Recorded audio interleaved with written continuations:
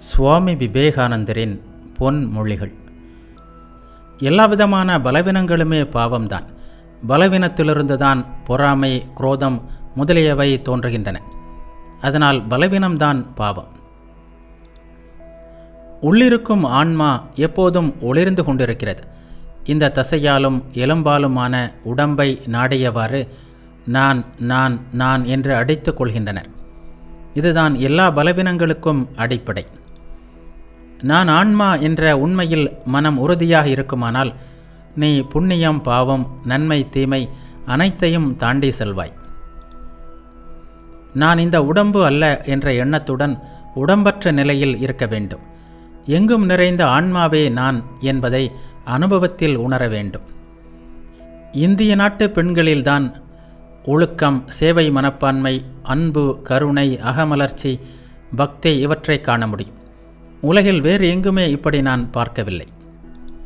சமுதாயத்தில் உள்ள ஆண், பெண் அனைவருக்கும் உண்மை கல்வியை அளிப்பதே நமது கடமை.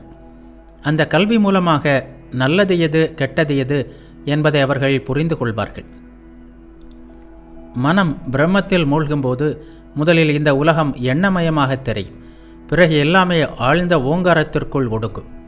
பிறகு அதுவும் கேட்காமல் போய்விடும். அது இருக்கிறதா இல்லையா என்று தோன்றும். இதுதான் அனாதிநாதம். பின்னர் மனம் சுத்த பிரம்மத்தில் ஒடுங்கிவிடும். அவ்வளவுதான், எல்லாம் அமைதி.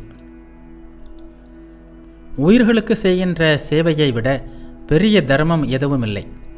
உண்மையாக இந்த தர்மம் செய்யப்படுமானால் சம்சார தலை எளிதில் உடைந்துவிடும்.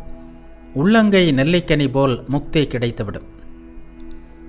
இந்த உலகின் துன்பங்களை நீக்குவதற்காக 1000 பிறவிகளை எடுக்க வேண்டியிருந்தாலும் நான் நிச்சயம் பிறப்பேன்.